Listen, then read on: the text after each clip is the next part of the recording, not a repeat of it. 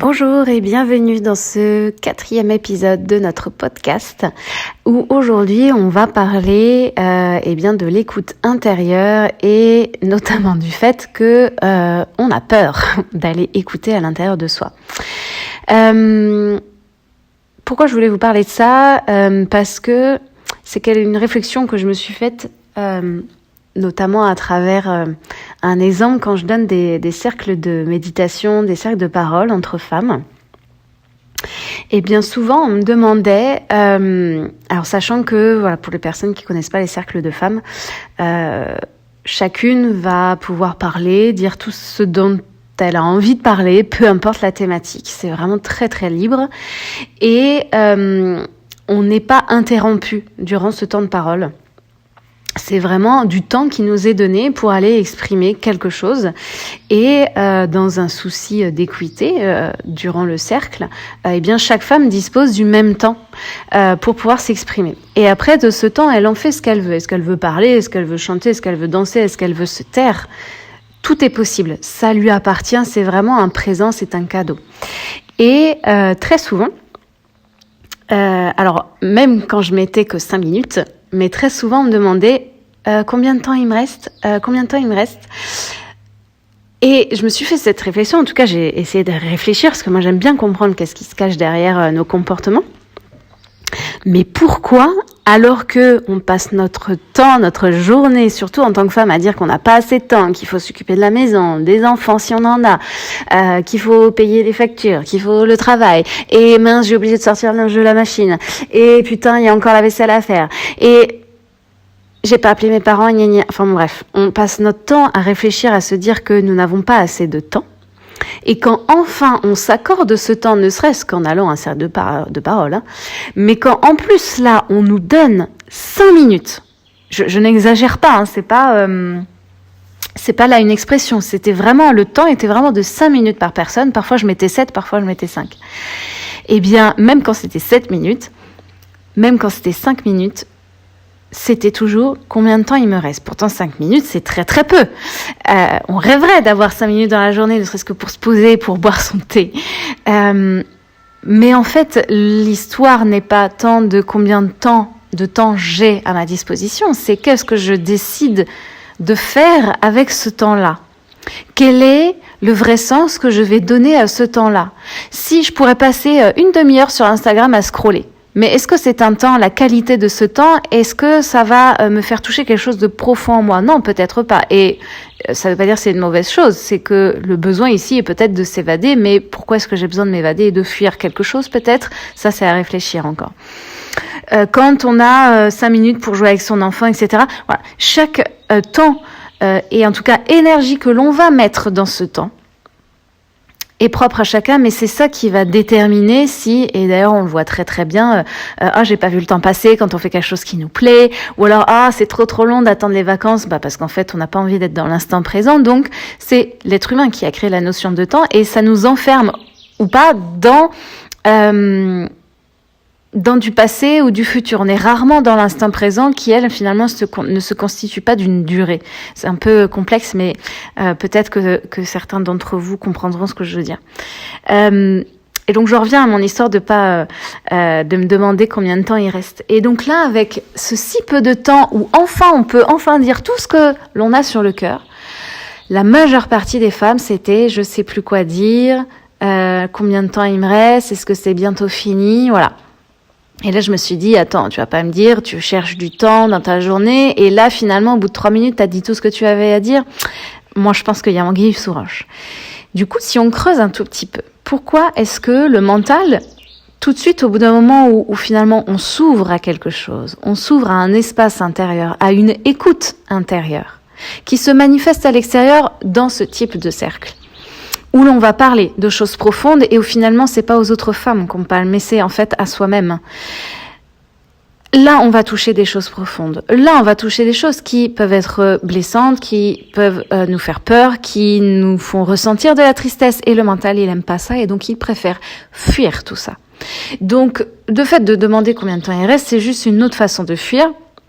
la chose, genre c'est bientôt fini, qu'est-ce que je vais pouvoir dire pour combler, pour ça y est, vous avez vu, j'ai rempli mon temps de parole, j'ai été une bonne élève, j'ai fait ce qu'on m'avait dit de faire. Sauf que justement là pour une fois, il y a rien à faire de particulier, il y a aucune consigne. Tu as 5 minutes, tu en fais ce que tu veux.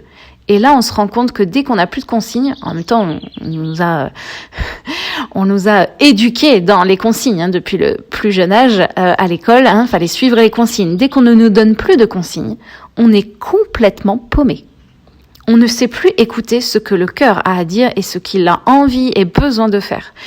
Et donc le mental, forcément, comme là il y a un moment de panique, et hop, il prend le relais comme il l'a toujours fait. Et bon, on va demander combien de temps il reste, ou alors on va parler de la pluie et du beau temps, etc., etc. Donc qu'est-ce qui se passe là ? Très souvent, ce qui se cache derrière ce fonctionnement du mental, c'est la peur d'être écouté réellement, la peur que l'on voit notre vulnérabilité. De voir que non, en fait, on va pas si bien que ça. Et quand on râle, quand notre conjoint me dit putain mais il m'écoute jamais, je lui dis un truc, il a rien écouté, etc. Peut-être, je dis bien peut-être, que parfois, finalement, ça nous arrange. Parce que ça donne une excuse au mental, si t'es pas bien, c'est parce qu'il t'écoute pas et que il retient jamais ce que tu dis, qu'il n'y a pas de communication. Mais est-ce que je communique vraiment avec lui ? C'est-à-dire, est-ce que je dis vraiment le fond de ma pensée ? Est-ce que je la connais déjà ? Est-ce que j'exprime vraiment mes besoins ? Ou est-ce que je parle de la pluie du beau temps comme d'une fuite et comme c'est une fuite, ça se ressent au niveau de l'énergie. Donc qu'est-ce qui se passe ? Mon conjoint, il fuit aussi la conversation. Ce n'est qu'un effet miroir. Votre conjoint ne fait que vous renvoyer. Alors je dis pas que votre conjoint fait ça, mais c'est un exemple. Mais l'autre ne fait que nous renvoyer dans le miroir ce qui se passe déjà à l'intérieur de nous. C'est nous-mêmes qui ne nous accordons pas cette écoute active. Donc on ne peut pas attendre que les autres le fassent pour nous. C'est quand nous, on s'autorise ça que les autres vont le faire. Et c'est d'ailleurs toute la magie de ces cercles-là.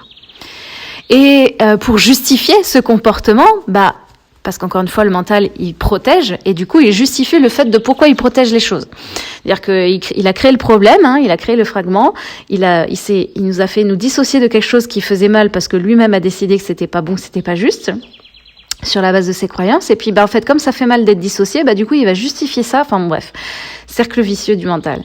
Donc, il va peut-être se dire, oui, mais je vais les ennuyer, ils s'en foutent, je peux pas, je suis pas intéressante, ou alors ils pourront pas m'aider, ils vont pas pouvoir m'aider à trouver une solution, etc. Et encore une fois, notamment dans ces cercles de parole, il n'y a pas de solution à apporter. On est juste dans un espace pour écouter, et c'est ça le vrai accueil des émotions, le vrai accueil de ce qui est là tout de suite maintenant. Qu'est-ce qu'il adviendra dans le futur ? Ce sera quoi la solution ? J'en sais rien. Mais j'accueille ce qui est là en moi. Voyez toujours cette histoire d'effet miroir. C'est bien plus profond que ce qu'on peut voir parfois sur Internet. Ça demande vraiment une réelle projection et un réel accueil de ce qui est à l'intérieur de soi pour aller voir que en fait l'autre c'est un effet miroir. Souvent on se dit là je suis en colère, qu'est-ce qui se passe chez l'autre qui fait que ça m'énerve chez moi ? On n'y arrive pas toujours parce que justement ce qui fait que ça nous met en colère, c'est une protection du mental. Donc votre mental il va pas vous laisser comprendre qu'est-ce qui se passe, ça demande de l'entraînement en fait ça. Une des voies pour justement comprendre ce qui se passe, c'est vraiment de passer par le corps et les sensations. Parce que là, ça court-circuite le mental, tout ne fait qu'être sensation et symbolique, et ça permet d'aller un peu plus en profondeur. Et après, on verra le mental, et après, on verra le sens, et après, on verra la solution.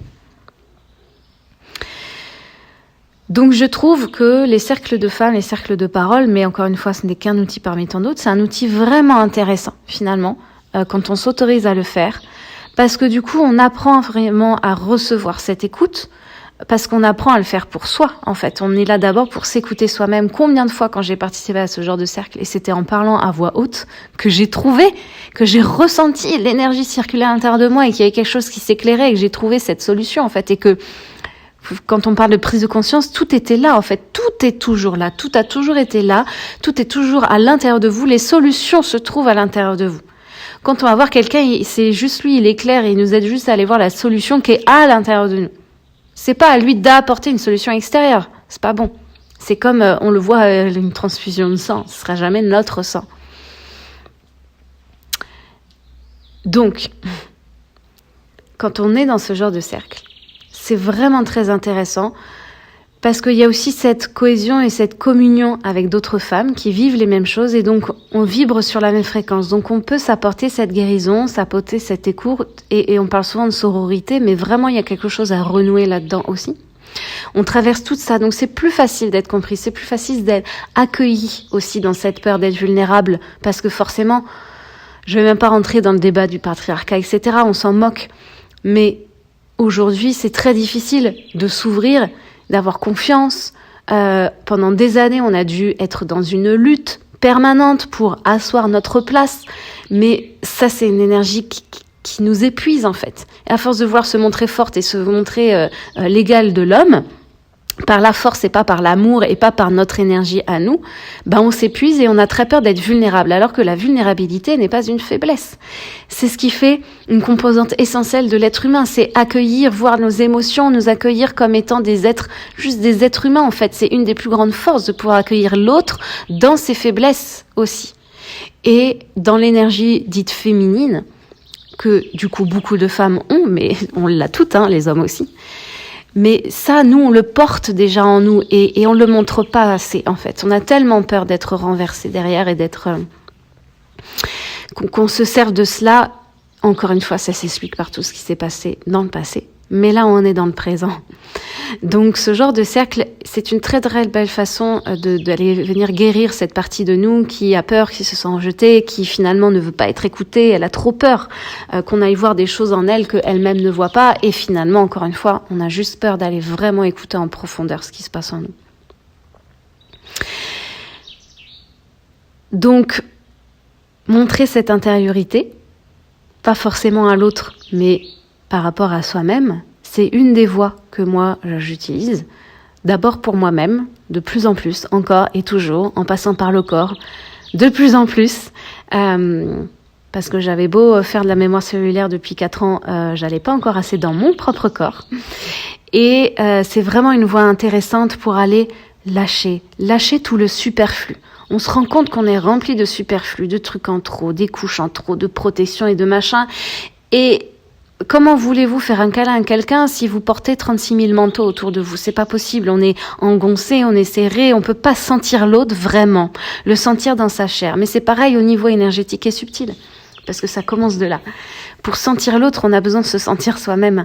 Donc on a besoin de retirer toutes ces couches de protection et d'aller vraiment écouter à l'intérieur de soi et vraiment d'aller oser voir ce qui va pas et de toucher à notre tristesse, notre colère, toutes nos blessures. En tout cas, moi, c'est la voie que j'ai choisie. C'est celle qui me porte et c'est celle que j'enseigne et que je transmets. Voilà, c'était tout pour le podcast d'aujourd'hui.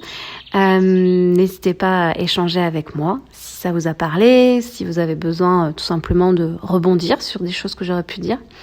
Et si vous avez besoin d'être guidé dans cette écoute aussi intérieure, j'ai créé plusieurs ressources pour ça. Vous avez des guides offerts pour écouter votre âme.